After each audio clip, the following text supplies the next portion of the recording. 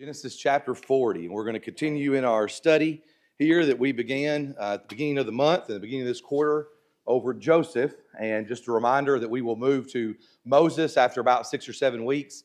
The number is split. I don't know, if they had a reason for doing it necessarily, but pretty much each quarter covers 2 topics that are very similar or close together. For instance, we had done Jesus' miracles and then his teachings last quarter, and so this is Joseph, but we'll get through it in about 6 weeks and move on over to Moses, following through this Old Testament history.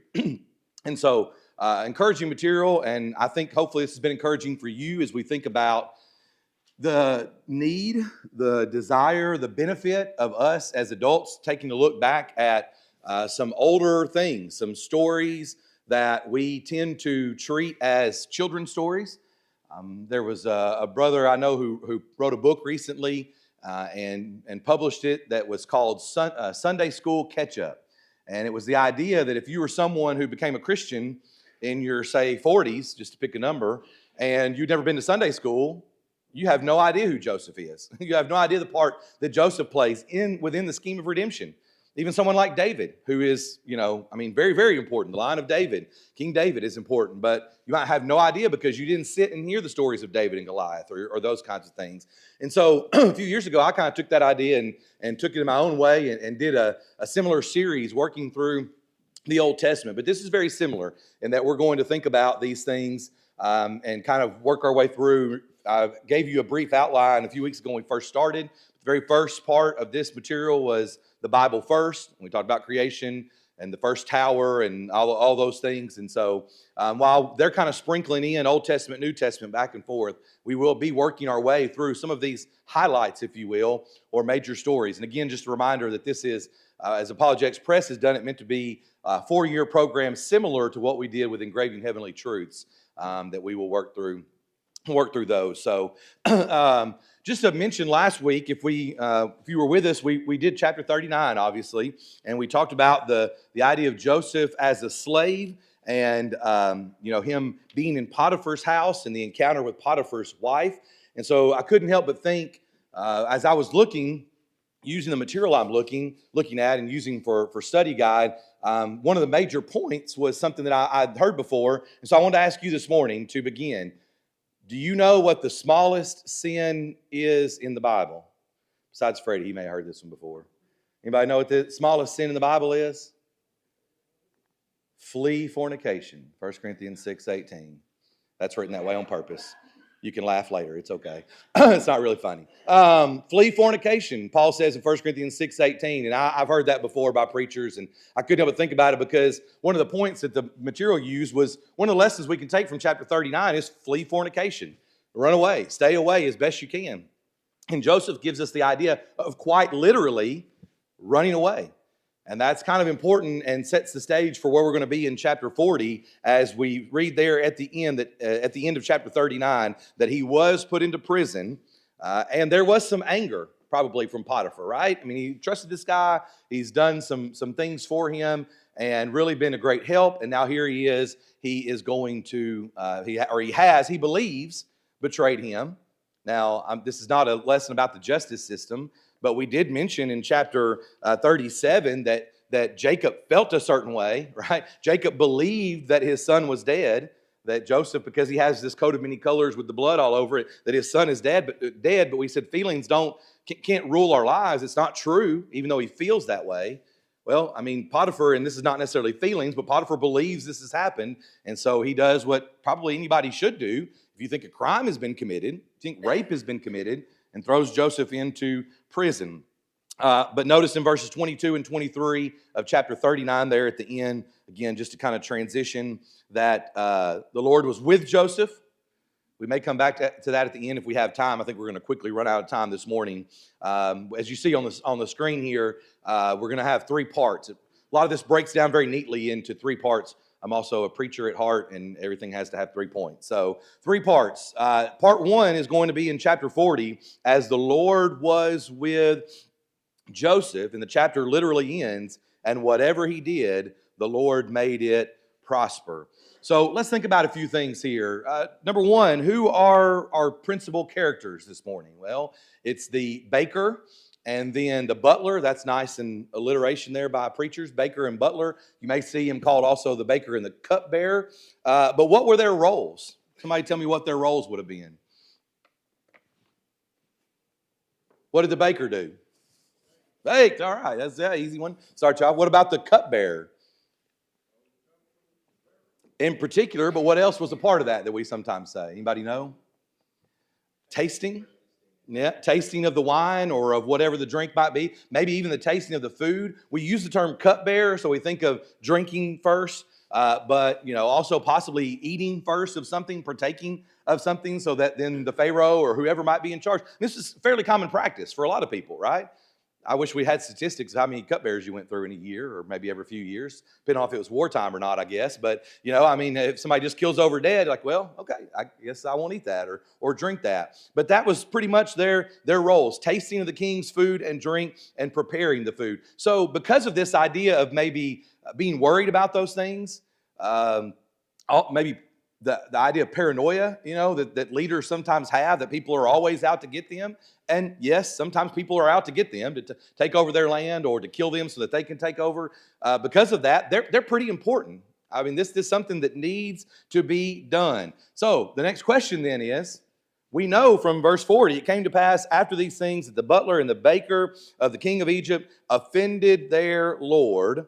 And so in verse 3, he puts them in custody in the house of the captain of the guard, in the prison. This is the New King James, the place where Joseph was confined. So the question that comes up naturally then is, well, what was their crimes?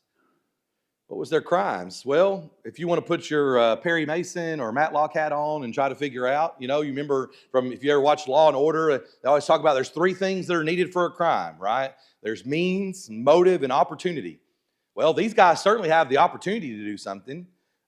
Whether they want to do it, if this idea of a kind of underhanded coup or something, if somebody wanted to slip the cupbearer enough money, he might be willing to take a taste, and then maybe he'd be able to pour something in it or to take out the Pharaoh. I mean, we don't know exactly what their crimes were, was the answer to this question. Maybe they possibly tried to assassinate the king. Maybe they were in it together. I mean, we really have no idea. It's a lot of speculation, as we sometimes do. However, I will share with you that the Torah and some of the rabbis, the Jewish tradition, says this, that the chief baker was put into prison because a pebble had been found in the pastry that he had baked for Pharaoh, and he was guilty of a misdemeanor because he had neglected the sifting of the flour. Then it goes on to say, a fly had happened to fall into the wine that the chief butler poured for Pharaoh, but that could not be construed as caused by any negligence on his part. Thus, the butler had not committed a punishable offense. Now, the truth, again, the Bible does not tell us their crimes. Jewish tradition might be stories that have been passed down or something like that. Maybe they were trying to assassinate the king and their plot was found out. Maybe they made a mistake, right? I didn't sift well enough, or something fell, as I was cooking, and it fell into the cake or the pastry or whatever it might be. So it's not necessarily important to the story, but it is kind of interesting to think about here. Something else that's worth noting is Joseph's age. And the reason I mention that is because we keep asking, how did he feel? How did he think? How did he react to these things? How did he feel about this? How does he feel when he's in prison? How does he feel sitting in the pit when he's looking up at his brothers, or maybe not literally, but thinking about his brothers? How does he feel on that long journey from where they had been in the caravan to Egypt? How does he feel through all this? Well, remember we said that in the beginning he is 17, right? Chapter 37 tells us in chapter 37 and verse 2 that he was 17 years old. Now, real quick, look at chapter 41 and verse 46. That says that Joseph was 30 years old when he stood before Pharaoh, king of Egypt. Now, I tell y'all a lot, I'm not very good at math, but let's keep going with some math here. That says that in verse 46 of chapter 41. Now go back to chapter 41 and verse 1 and notice that it says that 2 years pass. So we're looking at around 28. It's been 11 years. So let me ask the question again. How do you think Joseph felt? Sometimes in the moment we want to bust some heads. We are hurt. We are upset. when something happens, sometimes over the passage of time, tempers cool. And I'm talking about a lot of different situations. I'm not just talking about Joseph. That's just kind of how we handle emotions sometimes. So how did Joseph feel? Maybe he's finally gotten over some level of it. Is it that any time something bad happens to him that he kind of dredges things up? Maybe in Potiphar's house, he's kind of letting things go. But then when he finds himself in prison again, it's like, I would never be here if it weren't for my brothers. And he gets upset again. So 11 years have passed. He's around 28, to do the math there, that this is occurring. And so, again, that doesn't really tell us anything other than I just ask you to kind of contemplate how many years is enough, how you feel when something happens. Do you remember anything that happened 11 years ago or so? You remember when somebody hurt you 11 years ago? Now, not when somebody called you a name, maybe, but if somebody was telling lies about you, or for some of our older folks in the audience, a major problem within the church or within a relationship, somebody you don't talk to anymore. Yeah, 11 years is not long enough for some situations. And so it's just kind of interesting to think about that as we consider what is going on in Joseph's mind and try to put ourselves in his position. So chapter 40 then is about these two fellas and their dreams. Just to refresh ourselves, if you want to look there, hopefully some of this is familiar to you. Picking up down there in verse number 5, they were confined in the prison. They had a dream, and each man's dream in one night, and each man's dream with its own interpretation. And so Egypt was pretty fascinating, really. We come through the course of time, and hopefully you recall a little bit through history and even just through knowledge of the world that, the world powers were always kind of a big deal. You think about the United States today and how much we love our country and how great our country is and a lot of the freedoms that we have. But then you go back and you think about a time when maybe England was kind of a major world power. You go further back and we talk about Rome and we talk about Greece and we go all the way back to Egypt. Well, when Egypt was the center of knowledge and attention, it was a pretty, I use the word fascinating, I don't know if that's the best word, interesting place. As we're going to think about in a few weeks when we get to Moses learned a lot of things there. We may even talk about it next month, or excuse me, not next month, but Wednesday night or the next Wednesday night when we're talking about the inspiration of the Bible. As we're touching on that, one of the great facets of that study is the Bible as scientific foreknowledge, right? That Moses, if he had used what he learned in Egypt, would have killed a bunch of people. Because, short version here, they use things like pus, they use things like cat urine to try to make concoctions and heal people, and they actually killed people because it caused more infection. So, how smart were they really? Well, they had a lot of smarts in some things. As they, developed languages and all these things and government. And there was some good things that came out of it, but they were very, very interesting. And I say that, and I use the word gods, and I use the little g gods, because a few years ago, I also had the chance to do the study, I don't know if you've ever done it before, of the plagues. And when you look at the plagues and you compare the plagues with the gods, little g gods of Egypt, it's a really interesting study. That a lot of the plagues focus on the gods of Egypt that they held high. A God that always provided water. Where is that God when the water's blood? Or where is that God when the cows that you hold up as being so wonderful, when the cows are dying or sick? Where's that God? It's just very, very interesting, especially because they had so many gods. Ra, R-A, God, this God of the sun. Where's the God of the sun when it's dark, completely dark? It's very, very good study. So Egypt was an interesting place, and the gods of Egypt are kind of fascinating. And in fact, there was a whole economy, if you will, for dreams. We kind of see that borne out here, and we're going to see it even later and other things, but there was a whole economy for dreams. I'm not talking about Miss Cleo, for those of you who remember calling Miss Cleo, right, to get your fortune told to you. But really, these guys could make a living, and I'll use the finger quotation marks here, right, but telling dreams. Make a living by just going around saying, this is what's happening. And so this was kind of interesting to note before we get into this, because in verse number 7, what is their reaction? Well, it says that after the night of these dreams, when Joseph comes upon them, verse 6, that he looked at them and saw that they were sad. Saw that they were, I think the English Standard Version may use the word downcast. They're upset. He can tell it. Now remember, I didn't write the verse down here. Notice in verse number 3, verse 4, The captain of the guard charged Joseph with them, and he served them. So the charge of them doesn't necessarily indicate maybe that he was the boss. Maybe and not necessarily even that he was their servant. There was some kind of a care that he was administering to them, that they had this relationship. And so I had it in my notes, but I forgot to mention it a moment ago. But remember, a few weeks ago, we touched on Colossians chapter 3, verses 17 and verse 23. Colossians 3. Whatever you do in word or deed, do all in the name of the Lord. You know, that kind of idea. Joseph is continuing to do that. He is serving, and he is serving well regardless of the circumstance. When he was in Potiphar's house, he served well. When he's in prison, he's serving well. We don't know exactly what that looked like necessarily. We may not know exactly, but we can understand the principle that applies to us today, that we have an opportunity to serve well, that we can do all that we can do in whatever situation it is. You know, I've shared with you all before many times that the place that I worked on M. Nicola there, the steel place, of course, was not filled with the greatest of people sometimes. You know, they were folks who that a lot of them didn't care anything about going to church for any reason or anything like that.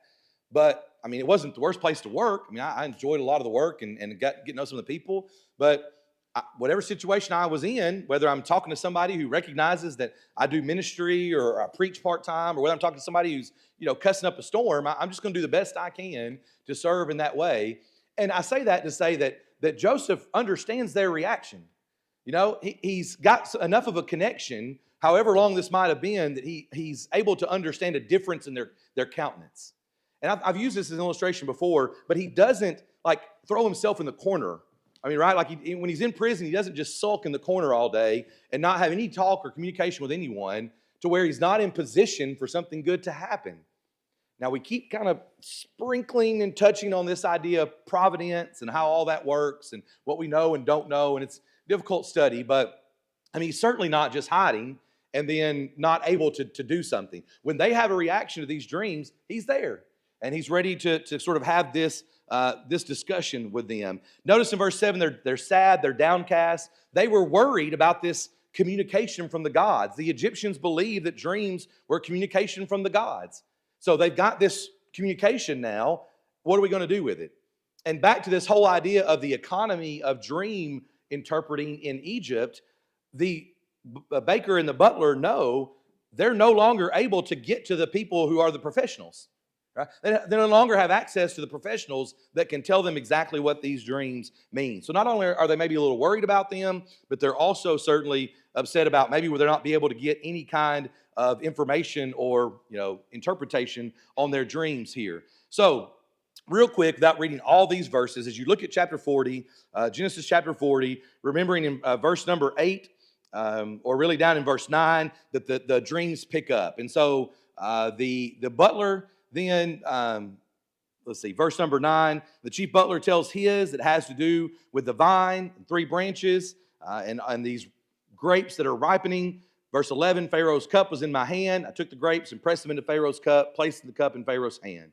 Now, real quick, jumping down a little bit further, the chief baker sees the interpretation was good, and in verse 17, he's going to tell his about this basket, that the uppermost basket are these 3 white baskets that were on his head. In the uppermost basket were all kinds of baked goods for Pharaoh, and the birds ate them out of the basket on my head. You know, we'll pause here. I don't know how you feel about dreams. Do y'all dream really?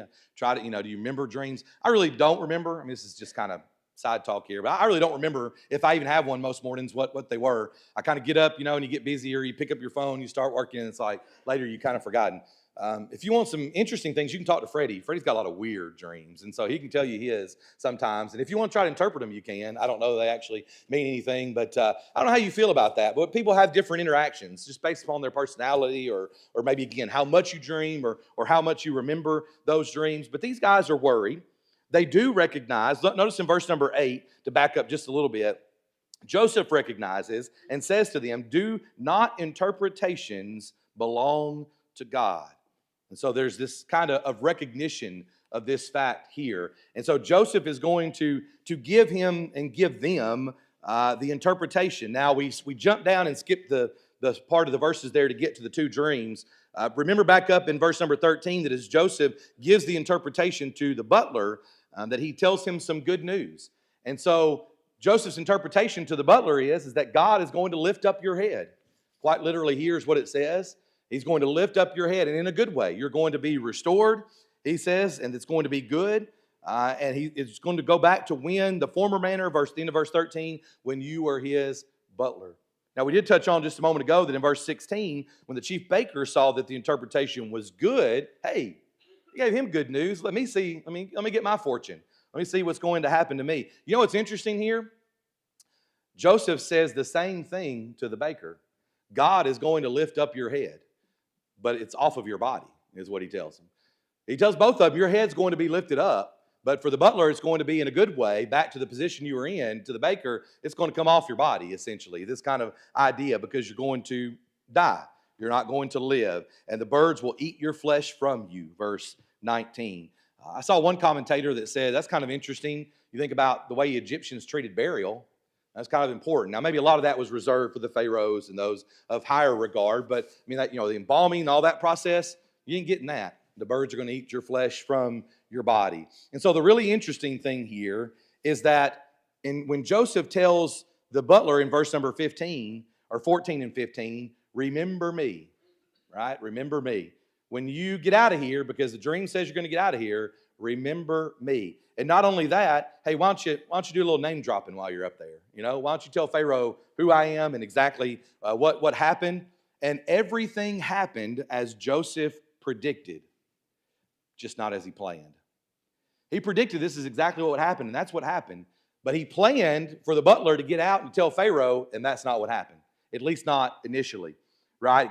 Verse 20 says, it came to pass on the third day when it was Pharaoh's birthday that he made a feast for all his servants. And then these things happened. He restores the chief butler and he hanged the chief baker.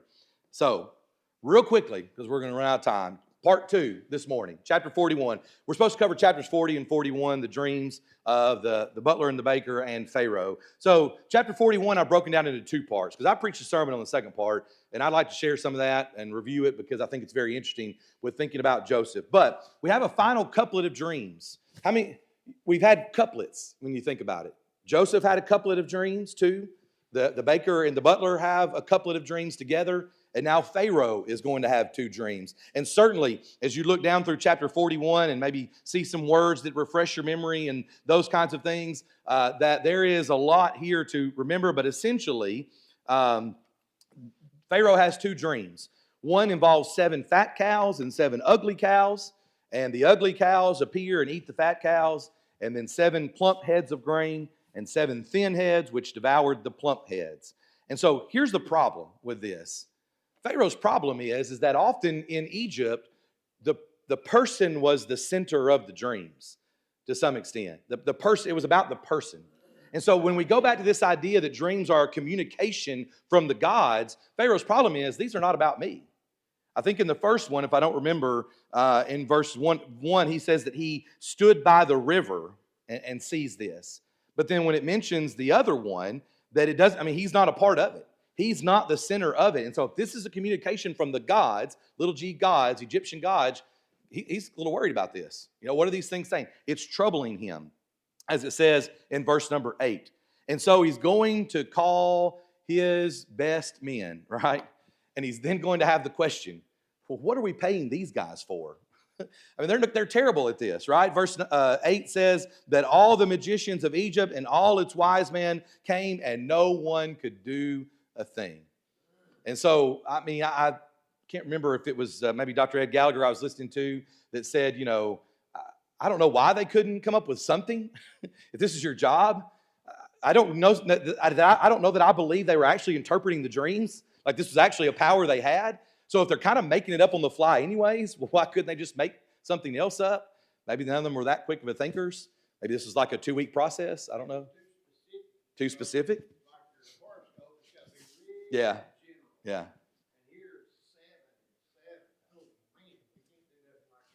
Absolutely. As we think about God's, introduction in this or involvement, maybe the better word, involvement in this, yeah, maybe that's part of it. As Freddie says, horoscopes and things are very easy to say in general, especially, you eat, you get your fortune there at the end of the Chinese meal, and so, I mean, it just says something good's going to happen to you. Like, okay, well, yesterday I found $10 I was looking for. Is that the good thing or not? So yeah, Freddie says maybe they're very specific, and Pharaoh's probably saying, well, what are we paying these guys for to do this? But then we come across a light bulb moment 2 years too late. As we said a moment ago, chapter 41, verse 1 says that it had been 2 full years. So I ask you again, how do you feel if you're Joseph? Okay, the butler is restored. Do you spend a month like wishing and hoping and waiting? I mean, every time you hear the door open, you think, oh, they're coming to get me. How long after a month do you give up? How long after a year do you give up? And certainly going on 2 years, it's done. I mean, he's not going to remember. I don't know why he doesn't remember, but he doesn't remember.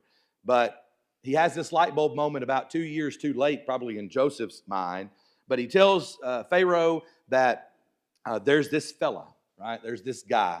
There's this person that knows, that can do it. He did it for me. He can do it for you. And so in verse 14 of chapter 41, Pharaoh sends and calls for Joseph. They bring him out. Kind of an interesting side note. They shave him, or he shaves, changes his clothing, be presentable before Pharaoh. I saw one writer who said that the Egyptians were the only people that believed, like at that time, in kind of being clean shaven. The Jews would, kind of grow out beards. We kind of think about that being a common thing. So maybe this is the first time he'd ever really done that. I don't know. But he kind of starts becoming Egyptianized again. Maybe it wasn't in Pharaoh's house. I don't know. He was still a slave. But maybe this is that moment where he's flipping the corner and he's going to become, an Egyptian, so to speak. And he's going to be in this position. But what does Joseph tell him? Joseph tells him in verse number 16, it's not me. God will give Pharaoh an answer. Would you want to take the credit? I'd be tempted to, right? From a human perspective, I'd be tempted to say, oh, Pharaoh, let me tell you what I can do, Let me tell you, I mean, if anybody had a right to come waltzing into the room, look at me, here I am, look at what I can do, it would be Joseph. But he doesn't. He doesn't say, it's me, let me show you how powerful I am. He says, God will give an answer of peace. And so then Pharaoh is going to tell these dreams again. There's a slight variation there to a little bit of it. But Joseph shows humility through this, right? He displays the great power of humility to throughout this process. He shows humility to Pharaoh, kind of in showing reverence, maybe not in a bad way. I believe he still believes God is the God of heaven. He's not submitting to Pharaoh in that kind of way, maybe spiritually or religiously, to use those words, but certainly kind of submitting himself. The Egyptian way of handling things, kind of going through that process. And even the other dream interpreters, he doesn't stick his tongue out at him and say, look what I can do. He displays great humility, which probably is gaining him credit, giving him credit to what he's doing here. And so in verses 33 through 37, he says, I've got a plan. And as a part of this humble process, he gives exactly a description of him, we might say, right, looking back, but he doesn't say it's me. I'll tell you what you need to do, Pharaoh. You need to hire me. But he talks about this idea of hiring a person, letting them gather the food. I mean, you all remember, I'm kind of skipping over some details here. I apologize. But the idea of having 7 years of plenty and then 7 years of famine and gathering the food, this is the plan. And he says you need someone that would do it, that will do well at it, that will be able to watch over. Verse 33 says, select a discerning and wise man. Now, here's a whole room full of people that aren't very good at it, at least. I mean, these interpreters. Pharaoh's like, Joseph, these 40 idiots. Who am I going to choose? So Joseph doesn't say, hey, I'm the guy for the job, but he has a plan. He tells the plan, and he fits it perfectly. I mean, he's the one to be chosen.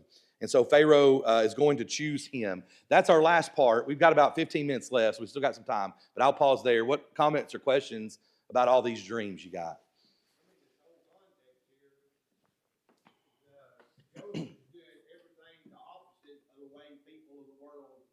Sure. Yeah.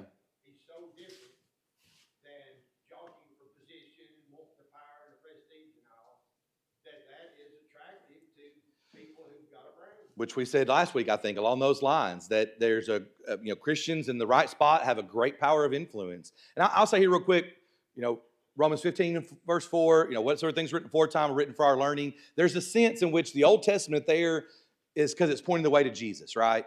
There's a sense in which the Old Testament is there because we're learning about the characteristics of God, I also think there's something very interesting in that we see similar principles to how God-fearing, God-believing, God-obeying people live.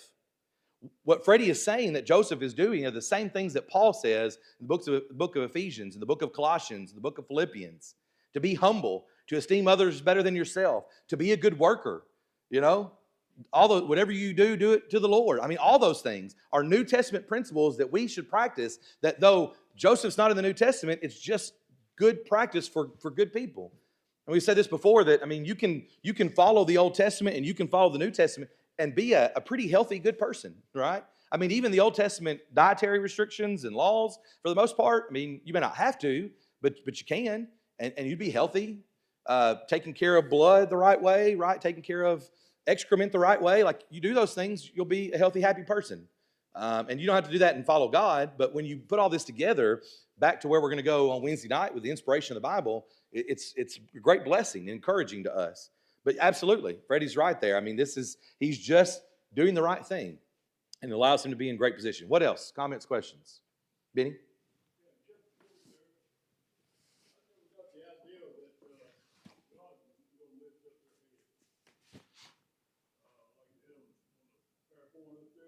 Sure. I may have said that. If I said that, I didn't mean to say that. But Pharaoh's the one doing it there. Yeah, I understand. I may have missaid that. I apologize. But yeah, Pharaoh's going to be doing the lifting them up, placing them back in the strictest sense there. And what's going to happen? Yeah, Ricky. I was just going to say, a lot of times when I pray, I expect God to act immediately. Mm-hmm. And it don't appear Joseph was disappointed when, he stayed in prison longer than he should have. Yeah. By a long shot. But he still maintained the right attitude. Yeah. And it's not easy to do. Yeah. Because we are not patient. No. God is, we're not. Absolutely. There's the Disney version of that I always use, in which, James chapter 1 there, count it all joy when you fall into various trials. There's a Disney version of that we run around, in song. Oh, great, something bad's happening today. I'm so excited. Bad things are happening to me. And that's silly, because we don't do that. But that's what God says. You should count it all joy when you fall into various trials. You should kind of, to Ricky's point, be okay. Try to keep a level head and calmness to it, knowing that God continues to work through those things. But yeah, our human side, it's not that happy-go-lucky. It's usually to get the opposite, down in the dumps of, why is this happening to me? What have I done? Why is God punishing me? Brother Charles?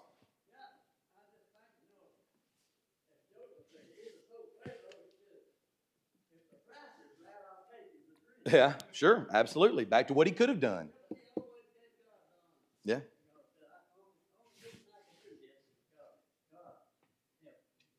Wonderful point. I also want to say right here real quick that I'm thankful that Charles is here today.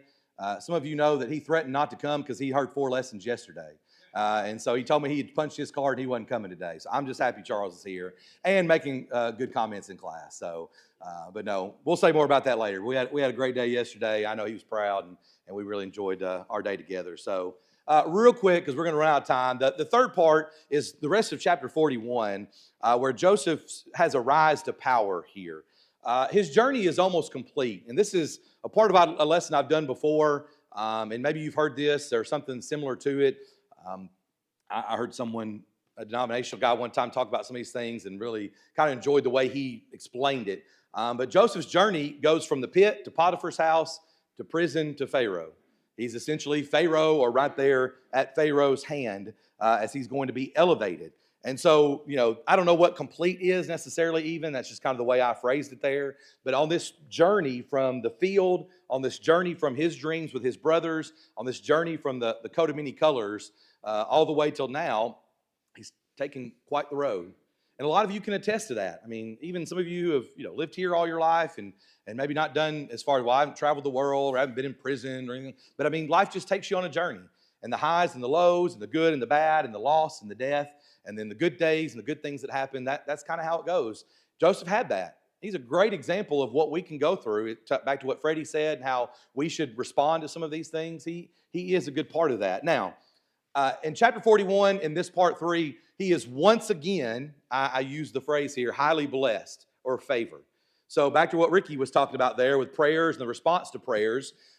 He is, favored by his father. He's in a pit. He's a slave. He's favored by Potiphar. He's in prison. But now here he is again, favored by Pharaoh and blessed in a sense to be in a good position. Maybe not where he wants to be. We keep kind of emphasizing he's not home. And so let's talk about that. If you're there, open to chapter 41, and let's notice a few things about these verses 40 and following. Number one, he's in the wrong house, right? Verse 40 says, Pharaoh says, you shall be over my house. That's great. That's encouraging. But it's not, whose house should he be in or over? His father, Jacob, right? He should be over Israel's house. That's where he should be. He's in the wrong house. He's blessed, but he's in the wrong house. Notice verse 41, he's in the wrong land. Pharaoh says, see, I have set you over all the land of Egypt. Again, blessed position. He has some power. He's able to do some things, but it's the wrong land. He should be in the homeland. He should be in the promised land. He should be with his family. Verse 42, here we go again with another garment. He's in the wrong robe. It says that Pharaoh clothes him in the garments of fine linen. So we said a couple weeks ago, right, that he had the coat of many colors, whatever that tunic might have been like exactly. He's got the coat that he's wearing when Potiphar's wife keeps it as he runs away. He ought to be tired of robes, but here he is again in a robe, and I'm sure it's a nice one. I don't know how plush it was, how comfortable it was, but he's in the wrong robe because he should be at home. Verse 43, he's got the wrong followers. Now, I don't know if this is the best way to say this. I don't know the best word to use, but verse 43 there says that as he rides in the chariot, excuse me, says they cried out and before him, bow the knee. Well, he had this dream about his brothers bowing to him, and I'm not suggesting that he was to be the one that they worshiped in in Israel, but he's kind of got the wrong followers here. Then verses 44 and verse 45 says that he has the wrong name. Names are important. We know that. His name is Joseph. That's what he's been called. But in verse 44, Pharaoh calls Joseph Zaphanath-Paneah. Zaphanath-Paneah. Now, I don't know if you have a version there. Well, let me get one more thing here. Sorry, I'll come back to the name. In verse 37 and 38, he has the wrong king. Right? Now, let me suggest here, I'm not saying that he's given himself over to idolatry or the little g gods of Egypt, but Pharaoh is serving as king, and he is, in a sense, you understand what I'm saying? Like, you could kind of say this about us in the sense of we got the wrong president, right? We're submitting to the president as we should, as the New Testament talks about, but God is our king, Jesus is our king. And so in the same sense here, he's not bowing to Pharaoh in this religious, spiritual sense, but Pharaoh is the king. He's serving in this land. He's kind of got the wrong king. So now real quick to go back to the name, Zaphanath-Paneah. You may have a notation in your Bible. There's a couple different ways this has been interpreted as what it means or what people use it as. Some say it means revealer of secrets, which would make perfect sense, right? What he has done here. He has been the one who was able to reveal the secrets of these dreams. And so that may be it. Now, another interesting one, and I'd shared with you the Heritage Christian podcast and Dr. Ed Gallagher that you're welcome to kind of listen to on your own. There were two over these two chapters, and there wasn't a lot necessarily to pull into ours, but it's kind of gets your thoughts stirred. But he mentioned that some people interpret this and say that it means Savior of the world. Well, that's interesting. That's kind of what he is here. Not a Savior in the sense that he's the Christ or the Messiah, but certainly he's the one who saves the world. Even as it says there at the end of the chapter in verse 55 and 56, or excuse me, 56 and 57, the famine was over all the face of the earth. And Joseph opened all the storehouses and sold to the Egyptians. Now, my understanding, or at least one reading I read, said that they found huge storehouses in Egypt eventually, and unearthing things. And so maybe that's a part of it. Maybe they found those. We talked about wanting to find Noah's Ark before, but we can find some things. And so that's something that might have been found. But he's quite literally the Savior of the world. And we already have mentioned how humble he is, how much humility he has. So I don't think he's lifting himself up in that way. In fact, remember, he didn't even give himself the name. Pharaoh called Joseph Zaphanath-Paneah. He takes a wife, Asenath, the daughter of Potiphar, priest of On. They have two children. You remember their names down in verse 51 and 52, Ephraim and Manasseh. And this is the sermon that I preached about, how these names kind of connect. And ultimately, this idea, back to the Savior of the world, Joseph says that the name Ephraim means that God has caused me to be fruitful in the land of my affliction. And the thought of that real quick was that, the Egyptians keep looking at this guy who has risen to power. They say, boy, he's going to come over to our side any day now. Right? He's got the control. He's got Pharaoh's ear. He's doing all these things. But in the end, Joseph still seemed to be referring to this as the land of my affliction.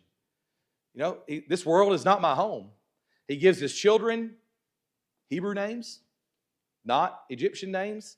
And even though he's bearing this name, which we've kind of called the wrong name here, he keeps referencing back to this idea of God has caused me to be fruitful in the land of my affliction, and even Manasseh. The original version that I kind of heard of this from a preacher was, let that stuff go. And what does that name mean? That's kind of the idea of Manasseh there. God has caused me to forget all of my toil and all my father's house. I got to let that stuff go. But back to this idea real quick of the Savior of the world. Joseph is in position as we get further along, and we'll get there, particularly verse 45 as he reveals himself to his brothers, that he is there so that he is able to preserve life. If you're open there, look at Genesis 45 and verse 5. God sent me before you to preserve life. Whose life? Well, if a person who's not a great Bible student hears the story of Joseph, they think, well, he saved himself, But ultimately, he saves his brother Judah, who's been in some trouble. But is Jesus the line of Joseph? No, he's the line of Judah. He preserves Judah's life. The lineage is able to continue on.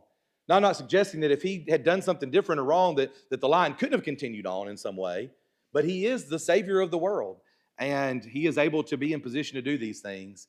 And as old Hannibal used to say on the A-Team there, I love it when a plan comes together, right? The end of the chapter is that everything happens as it happens. It comes together. He does what he's given the power to do what needs to be done. He does it, and then he's able to be in position there. Verse 57, concluding this chapter, so all the countries came to Joseph in Egypt to buy grain because the famine was severe in the land. And so what a opportunity, what a position he's in. Now, we're going to keep just bouncing off of providence through all these things. Dr. Gallagher in his podcast on chapter 30 or chapter 40 talked about the what if game. We mentioned that a couple of weeks ago. It's kind of hard to play the what if game, but what if Joseph had not been doing the things he should? What if Joseph had remained in the corner of the prison and not been in connection with the baker and the butler? What if? Providence. I always tell the way that I heard Dan Winkler say it one time was providence will rattle your brain.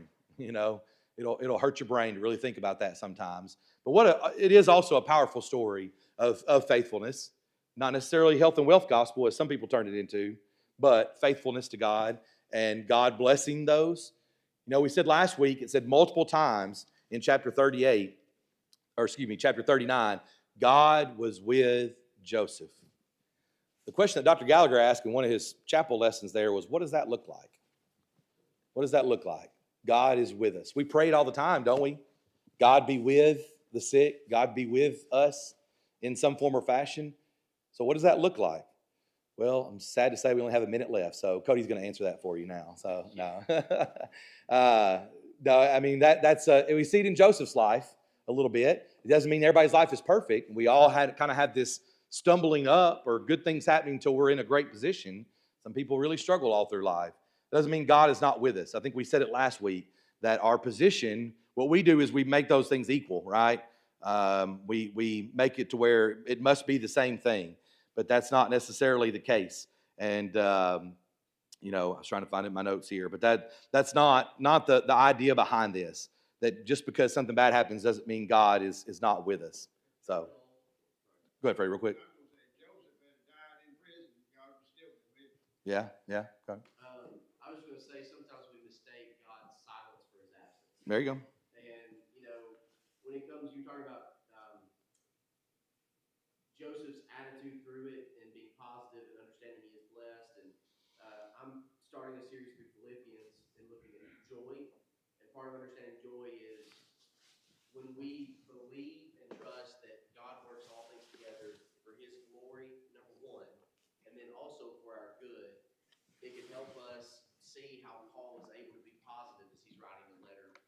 Yeah, yeah. And, you know, when we're going through difficulties, it's not that we're going through them alone. It's not that God's not with us or doesn't hear us. But he will work it together for his glory and our good. Yeah. It's a wonderful way of saying it. And that back to what I was mentioning a moment ago, Cody makes a great point that, I mean, you know, here's the New Testament parallel. It's not necessarily exactly a parallel to Joseph. It's not said that way by the scripture, but it is. It's God through inspired writers in the New Testament saying the same thing, that count it all joy, you know, as James said, as Paul says in Philippians there, whatever circumstance I'm in, not when the good things happen, not, you know, the eye black with Philippians 4:13, or here I am in the national championship game, so God must be favoring me necessarily here, but just whatever circumstance I'm in.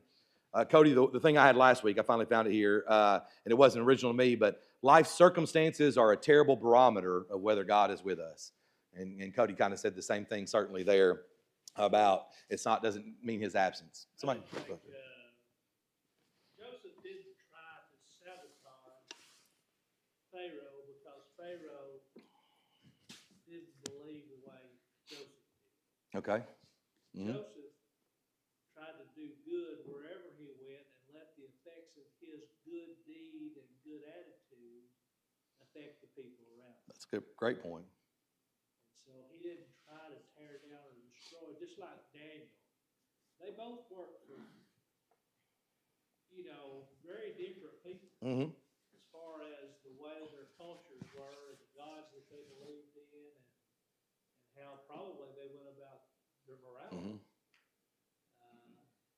But he dealt with it in a fashion which God approved. Yeah. As opposed to being treacherous.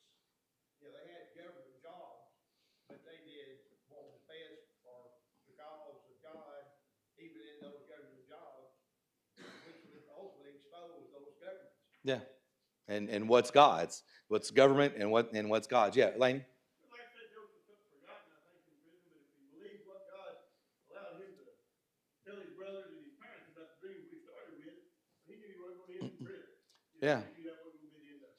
Yeah, and we don't get that deep insight to know for sure, but that's a great point. Laney's kind of mentioned that maybe he does remember those things, so maybe he knows. I was thinking about what Ricky was saying. I was kind of riffing off of that a little bit, but I don't think he was treating it like a magic button. You know, if I do this, I keep pushing buttons until something good happens. What Ricky's saying, and I agree, is I think it's just around every corner or every decision was not, okay, is God going to do it now? You know, well, I'm going to tell Pharaoh, I'm going to be nice to Pharaoh. Okay, is that enough? God's going to do it now? Okay, I'm going to tell him the truth. Is that enough? Is God going to do it now? And I just keep hitting these buttons until the good thing happens. It's not that. I'm going to keep doing the good thing. Keep doing what's right. And eventually, God's going to bless me. A good thing's going to happen probably. Now, you think back to Daniel, think about those, Hebrew young men who said in a sense as well, doesn't really matter what you think or what you want. We're going to do what God wants us to do. And if we die, we die. Maybe Joseph had a bit of a mindset of that, is I'm just going to keep serving. If I stay in prison, I stay in prison. And I'm not doing these things to get Pharaoh's ear. I want to be honest. I'm going to say what I need to say. What I'm going to do the right thing. And then, God does bless us. We want to make it equal, one for one, $10 for every right thing. I should have $1 million in my bank account. It's not that, but it is that God does bless us. Sometimes it's not as immediate, back to what Ricky was saying, as we want, but he will, and he does. So appreciate your good attention. Appreciate all the good comments. We should move on to the next chapter or a couple chapters next week as we get into the brothers coming to Egypt and what's going to take place in the revealing here. We've got about 3 weeks left here, I think, with Joseph to finish those things up. So appreciate your attention this morning.